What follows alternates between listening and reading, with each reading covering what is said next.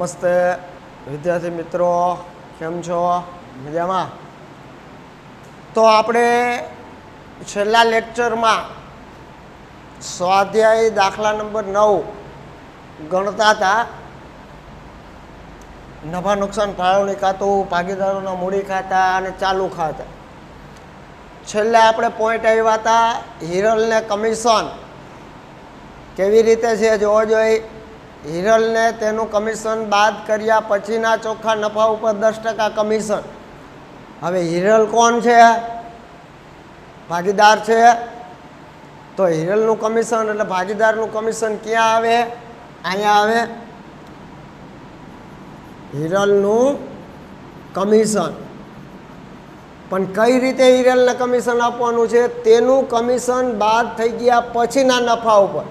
તો અહીંયા હિરલનું કમિશન બાદ થઈ જાય પછી નફો આવે એના 10% છે. તો હિરલનું કમિશન તો બાદ થયું નથી.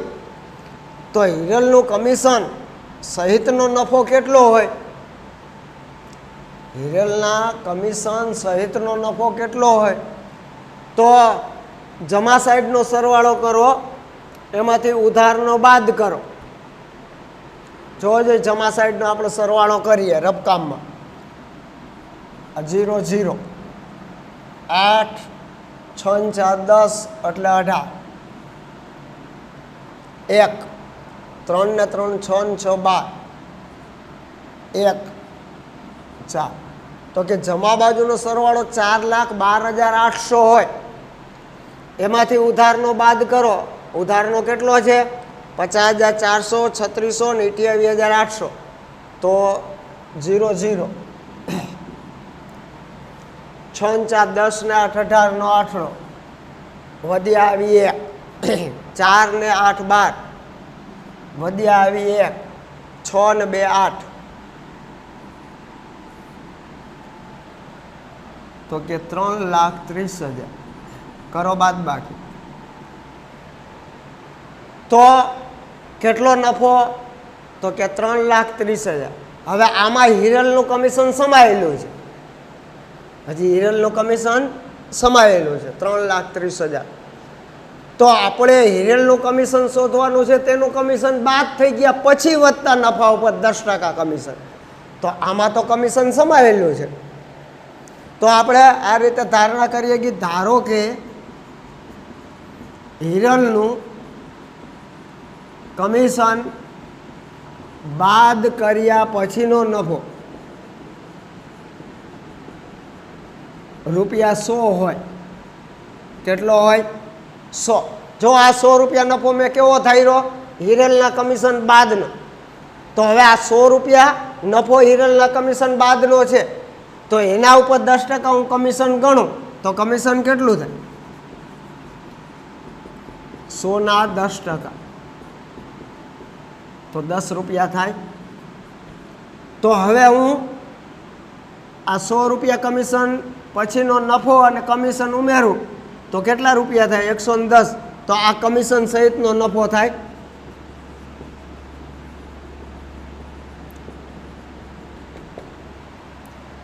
તો આ કમિશન સહિતનો નફો છે. તો હવે હું ત્રિરાશિ મૂકીને કમિશન શોધી શકું. કમિશન સહિતનો નફો કેટલો?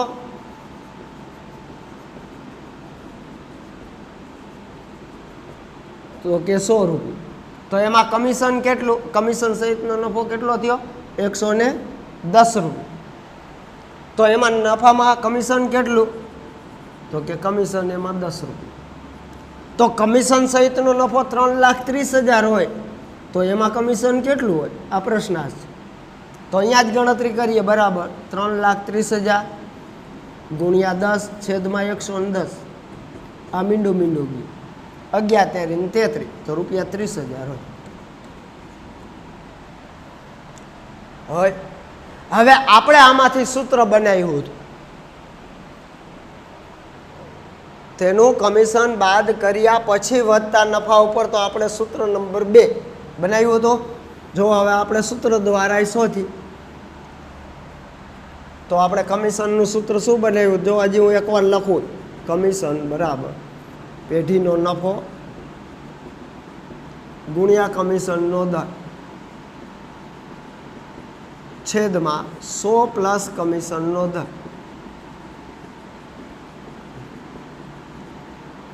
તો પેઢીનો નફો 3,30,000, કમિશનનો દર 10 છેદમાં 100 પ્લસ 10. તો આ 33 લાખ છેદમાં 110. આ મીંડું ગયું 11 તેરી 33 આ 30 આવ્યું 36,000. તો ત્યારે આ સૂત્ર નંબર 2. તો કેટલું આવ્યું હિરલનું કમિશન? 38,000. પેઢી માટે ચૂકવે એટલે ખર્ચ એટલે ઉધાર, તો એ ભાગીદાર માટે આવક જમા કમિશન.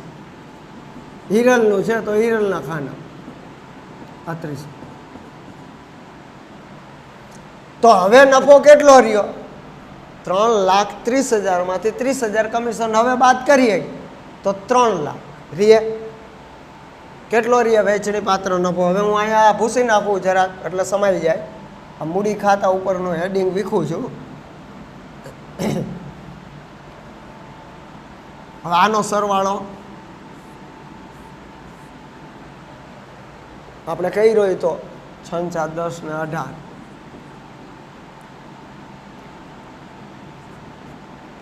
4,12,800.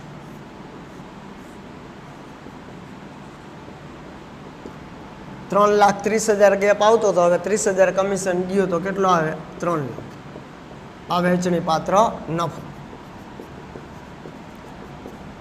ભદ્રેશ અને હિરલ વચ્ચે વેચવાનો. કેટલો નફો વેચવાનો છે? 3 લાખ. શું છે નફો નુકસાન વેચણીનું પ્રમાણ? જો આ દાખલામાં આપ્યું છે તો એ પ્રમાણ. કેટલું પ્રમાણ આપ્યું છે? શરૂઆતમાં જ હેડિંગમાં 3:2. આ 3:2. 3 ને 2 5, 5 6 30, 6 તેરી 18, 1,80,000, 6 દુ 12, 1,20,000 થઈ ગયો. તો 1,80,000, 1,20,000. આ નફો ભાગીદાર માટે આવક થાય.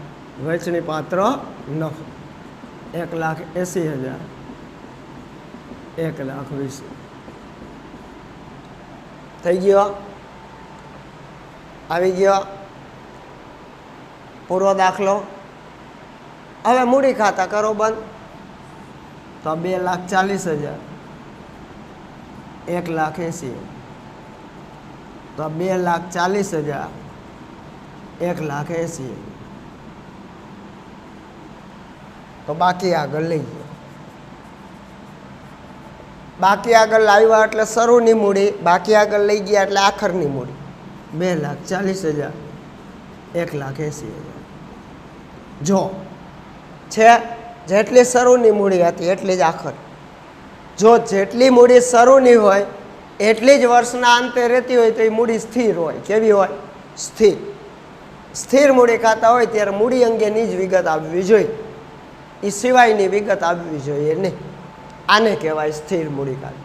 હવે દર વર્ષે મૂડી આટલી જ રહે તો મૂડી પરનું વ્યાજ સરખું જ રહે દર વર્ષે. કઈ પદ્ધતિમાં દર વર્ષે મૂડી પરનું વ્યાજ સરખું જ રહે? અસ્થિર.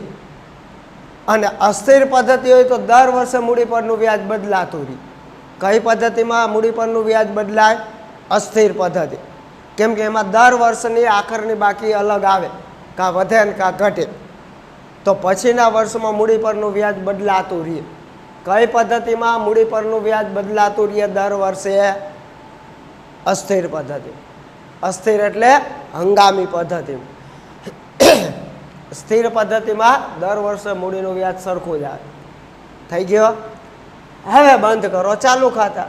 આપણે કીધું ને ચાલુ ખાતાની જમા બાકી હોઈ શકે ને ઉધાર. તો તમારે ચાલુ ખાતા બંધ કરતી વખતે ખાસ જોવાનું, એક એકનું ખાનું તપાસવાનું કઈ બાજુનું વધે છે. જો પેલા ભદ્રેશ છે તો અંદાજે ઉધાર બાજુની રકમ વધુ છે કે જમા બાજુની રકમ વધુ છે જુઓ જો. તો કે જમા બાજુની વધુ છે.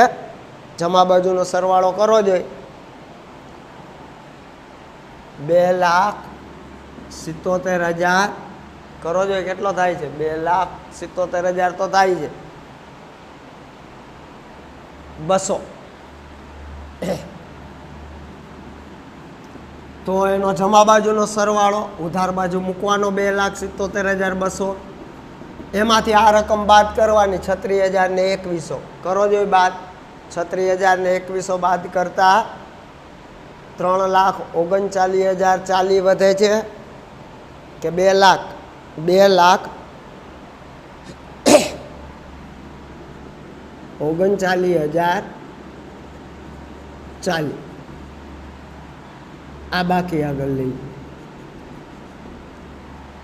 હવે હિરલની જોવો જોઈએ જમા બાજુનો વધે છે કે ઉધાર બાજુનો?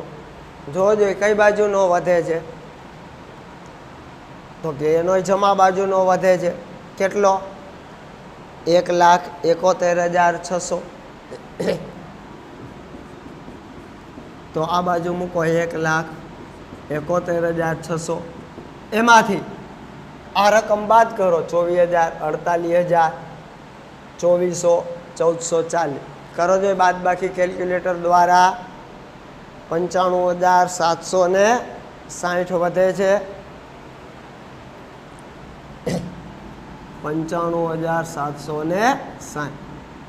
તો બેયની કઈ બાકી આવી? જમા બાકી આવી. આને જમાનો વધારો કહેવાય. તફાવત આવે ઉધાર બાજુ. થઈ ગયો દાખલો પૂરો? સમજાણો?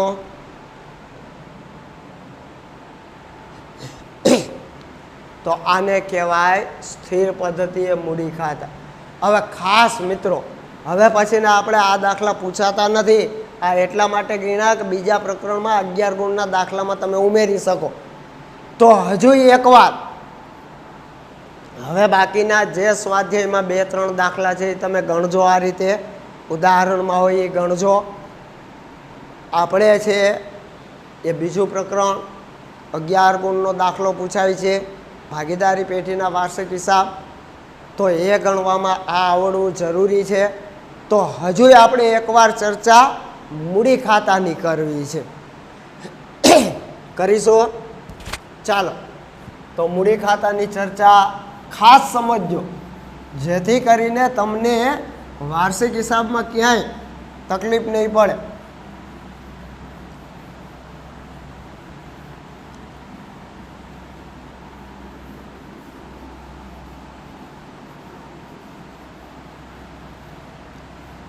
જો આપણે વ્યવસ્થિત ચર્ચા કરીએ એટલે માઇન્ડની અંદર સંપૂર્ણ સમજાય અને એના કારણે બહુવિકલ્પ એક વાક્ય પણ ગોખવા નહીં પડે.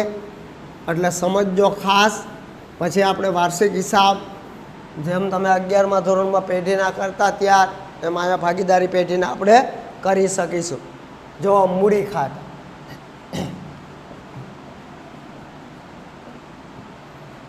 કેટલી રીતે તૈયાર કરીએ ગઈ મૂડી ખાતા?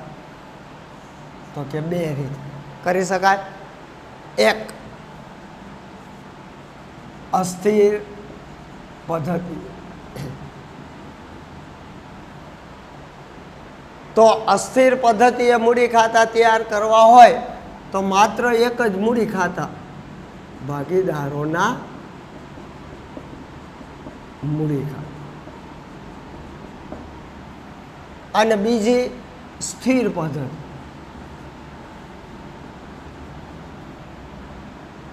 પદ્ધતિ એટલે રીત.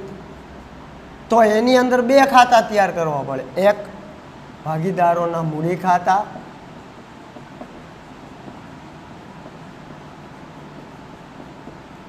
અને 2 ભાગીદારોના ચાલુ ખાતા.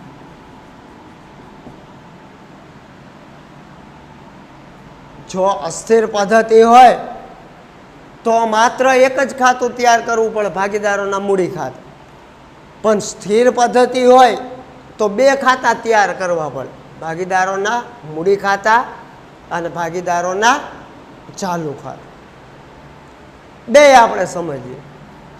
હવે ક્યારે અસ્થિર પદ્ધતિ અપનાવીને ક્યારે સ્થિર, તો એ તો તમે સમજી ગયા કે એક તો કીધું હોય તો એ મુજબ, અને ન કીધું હોય દાખલાની રકમમાં ચાલુ ખાતાની બાકી ન હોય તો અસ્થિર પદ્ધતિ. અસ્થિર પદ્ધતિ હોય તો માત્ર મૂડી ખાતા. જો આપણે માની લઈએ કે 3 ભાગીદારો છે A, B ને C, તો આપણે ખાલી મૂડી ખાતા તૈયાર કરવાના છે, ભાગીદારોના મૂડી ખાતા, પણ રકમના 3 ખાના. એટલે આ ઉધાર, આ વિગત, આ A રૂપિયા, આ B રૂપિયા, આ C રૂપિયા, આ વિગત, A રૂપિયા, B રૂપિયા, આ C રૂપિયા, આ જમ થઈ ગયા. અને જો સ્થિર પદ્ધતિએ તૈયાર કરવાના હોય તો તમારે 2 ખાતા, એક ભાગીદારોના મૂડી ખાતા, તો આ મૂડી ખાતા, આ ઉધાર, આ વિગત, આ A રૂપિયા, આ B રૂપિયા, આ C રૂપિયા, આ વિગત, A રૂપિયા, આ B રૂપિયા, આ C, આ જમ. અને સાથે ચાલુ ખાતા એ જ રીતે, આ ઉધાર, આ વિગત, A રૂપિયા, B રૂપિયા, C રૂપિયા, આ વિગત, A રૂપિયા, B રૂપિયા, આ C રૂપિયા. સમજો મિત્રો ખાસ, એટલે વાર્ષિક હિસાબ તમને 11માંથી 11 ગુણ લેવા ધારશો તો લઈ શકશો. અને આ મેં કીધું ને કે બીજું પ્રકરણ તમે વ્યવસ્થિત રીતે 11 ગુણ તો લઈ શકશો, પણ પછી નામાનો ભાગ 2 છે એ ઘણા પ્રકરણ આના ઉપર આધારિત છે, જેમ કે હિસાબી ગુણોત્તર છે, નાણાકીય પત્રકોનું વિશ્લેષણ છે, રોકડ પ્રવાહ પત્રક છે. તો એ આખે આખું તમને પાકા સર્વૈયા સુધી તમે સમજતા હશો. આપણે 12માના વાર્ષિક હિસાબ ભાગીદારી પેઢીના શરૂ કરતાં પહેલાં હજુ આપણે 11મા ધોરણનું ફરી વેપાર ખાતું તમને સમજાવીશ, નફા નુકસાન ખાતું સમજાવીશ, અને પાકું સર્વૈયું સમજાવીશ. પછી જ આપણે વાર્ષિક હિસાબના દાખલા શરૂ કરીશું. પણ એ પહેલાં આ 3ને સમજી લ્યો, પછી આપણે નેક્સ્ટ વેપાર ખાતું, નફા નુકસાન ખાતું, પાકું સર્વૈયું સમજીશું, અને પછી આપણે ભાગીદારી પેઢીના વાર્ષિક હિસાબ શરૂ કરીશું. અને ગોખશો નહીં, આ વાર્ષિક હિસાબ આવડશે એટલે ભાગ 2માંથી ત્રીજું પ્રકરણ કંપનીના વાર્ષિક હિસાબ. હવે કંપનીના વાર્ષિક હિસાબ છે તો ત્યાં ઊભું પાકું સર્વે આવે, નફા નુકસાનનું પત્રક આવે. પણ જે તે આ પાકું સર્વે આવડતું હશે તો તમને મિલકત છે, દેવા છે, લેણા છે એ સમજાશે. તો પહેલાં આ સમજીએ. જો આટલો તફાવત છે. હવે અહીંયા અસ્થિર પદ્ધતિ એ છે તો બધી મૂડીને લગતી વિગતે અહીંયા આવશે ને હવાલા અહીંયા આવશે. અને આ છે એ સ્થિર પદ્ધતિ એ છે તો અહીંયા માત્ર મૂડીની જ વિગત આવશે, બાકીની વિગત આમાં આવશે. આટલો ફેર. જો પહેલાં અસ્થિર પદ્ધતિ એ છે તો પહેલાં તો મૂડી ખાતામાં મૂડીની બાકી આવશે, એટલે બાકી આગળ લાવ્યા. પછી વર્ષ દરમિયાન અધવચ્ચે સમયગાળે વધારાની મૂડી ભાગીદાર લાવ્યો હોય ધંધામાં, પછી રોકડ સ્વરૂપે લાવ્યો હોય, બેંક સ્વરૂપે લાવ્યો હોય, મિલકત સ્વરૂપે લાવ્યો હોય કે માલ સ્વરૂપે લાવ્યો, તો એ અહીંયા આવશે. રોકડ લાવ્યો હોય, બેંક દ્વારા લાવ્યો હોય તો રોકડ બેંક, મિલકત લાવ્યો હોય તો જે તે મિલકત, અને માલ લાવ્યો હોય તો માલ ખાતું. સમજાય છે? લગભગ દાખલામાં સામાન્ય રીતે આપણે કીધું કે મૂડી ખાતાની જમા બાકી જશે, પણ કોઈ પેઢીને કોઈ દાખલામાં કદાચ ને ઉધાર બાકી હોય તો તમારે આ બાજુ લખવાનું, બાકી આગળ લાવ્યું. એવું બનશે નહીં લગભગ દાખલામાં, ભાગ્યે કોઈ દાખલામાં એવું બને, લગભગ તો નહીં જ બને, પણ તો ઉધાર બાકી હોય તો ઉધાર બાજુ લખવાનું, સામાન્ય રીતે જમા જશે. થઈ ગયો. આમાંથી વર્ષના અંતે ઉપાડ બાદ થાય.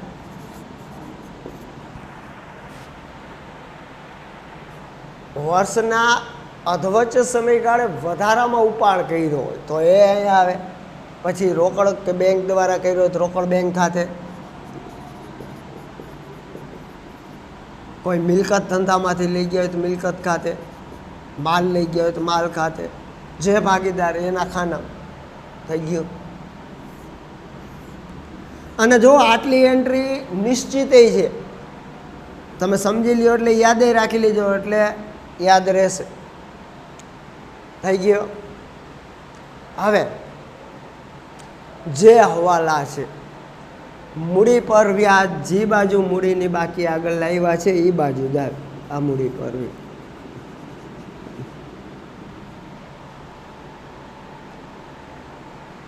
ભાગીદારનો પગાર, વેતન, મહેનતાણું, બોનસ કે કમિશન આ બાજુ જ આવશે. જે ભાગીદારનો હોય એના ખાના. તો પગાર, વેતન, મહેનતાણું, બોનસ, કમિશન, અને એક દાખલામાં બધુંય નહીં હોય એ સમજી લો. કોઈ દાખલામાં પગાર હશે, કમિશન હશે, કોઈ દાખલામાં મહેનતાણું હશે, એકી હારે બધું આટલું નહીં હોય, પણ જનરલ આટલું આવશે. સમજાઈ ગયો? આ બાજુ ઉપાડ પર વ્યાજ.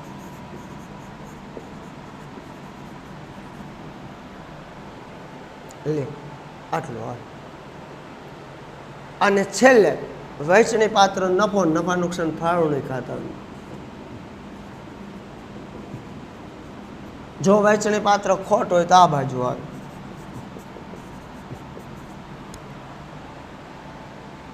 આ થઈ ગયું મૂડી ખાતું પૂરું. અને છેલ્લે જમા બાજુના જ મૂડી ખાતાના સરવાળા વધુ હોય એ ઉધાર બાજુ એ લખી તફાવત કાઢી લેવાનો. આને કહેવાય બાકી આગળ લઈ. બાકી આગળ લઈ ગયા એટલે આખરની મૂડી થઈ ગયો. હવે જો એની સામે સ્થિર પદ્ધતિ, હું તમને તફાવતની દ્રષ્ટિએ સમજાવું છું જેથી કરીને તમને સમજાઈ જાય. એટલે વાર્ષિક હિસાબ, ભાગીદારી પેઢીના વાર્ષિક હિસાબમાં તમને તકલીફ નહીં પડે. હવે આની જગ્યાએ મૂડી ખાતા સ્થિર, જો એનું નામ જ સ્થિર પદ્ધતિ, એનો મતલબ કે મૂડી સ્થિર રાખવાની. તો આ ખાતાની અંદર મૂડીની જ માહિતી આવે, બાકી બધી માહિતી આ ખાતા. તો મૂડી ખાતામાં અહીંયા બાકી આગળ લાવ્યા આવે એટલે શરૂઆતની મૂડી આવે. વર્ષ દરમિયાન વધારાની મૂડી રોકડ બેંક લાવ્યા હોય, મિલકત લાવ્યા હોય કે માલ લાવ્યા હોય તો એ આવે.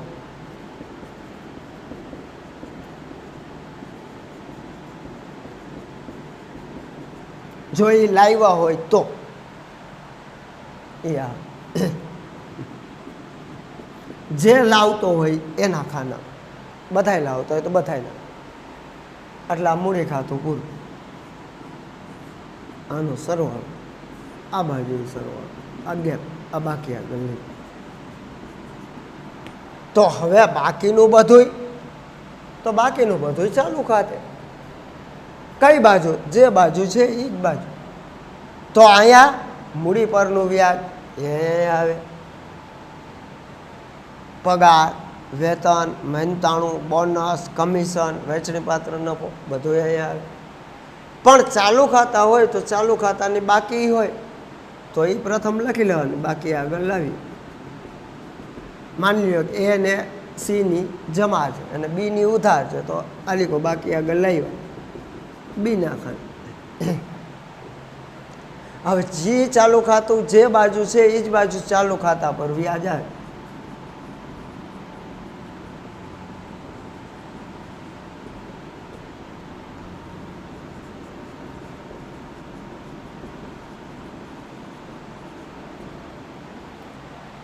પછી આ જે જમા છે અહીંયા જમા, આ જે ઉધાર છે અહીંયા, તો અહીંયા મૂડી પર વ્યાજ, રોકડ અથવા બેંક, મિલકત, માલ, આ બધું અહીંયા. ભાઈ મૂડી પર વ્યાજ, રોકડ ને એ તો લખાઈ ગયો, ઉપર આવી ગયો. મૂડી પર વ્યાજ પછી શું છે?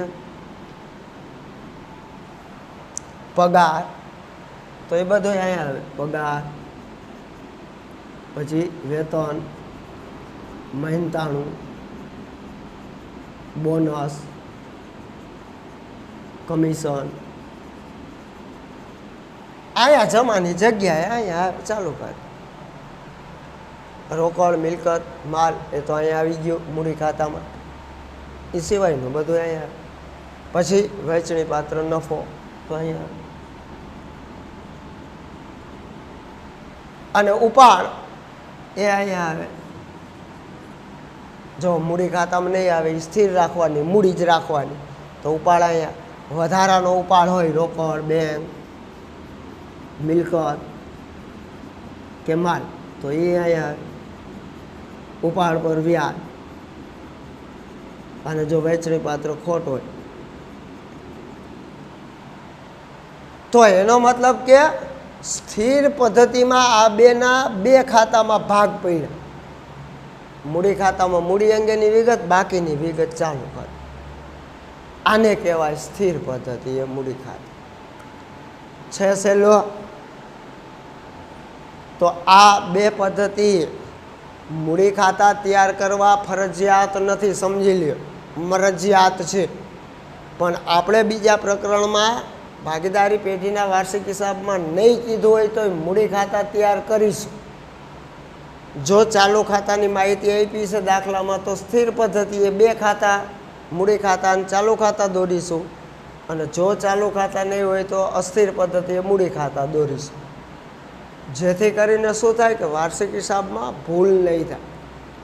જો તમે મૂડી ખાતા તૈયાર ન કરો તો તમારે પાકા સર્વેમાં બધી વિગત એ, બી ને સીની દર્શાવવી પડે. તો મૂડી દેવા સાઈડ છે એ વધુ લાંબુ થઈ જશે, વધુ એન્ટ્રી અહીંયા ભેગી થશે અને પરિણામે ભૂલ થવાની શક્યતા રહેશે. તો એ ન થાય એટલે આપણે મૂડી ખાતા આપણા દાખલા માટે આપણે બધા દાખલામાં તૈયાર કરીશું અસ્થિર કે સ્થિર પદ્ધતિ, જેથી કરીને આખું સર્વેયું ભૂલ ભરેલું ન થાય. સમજાઈ ગયું?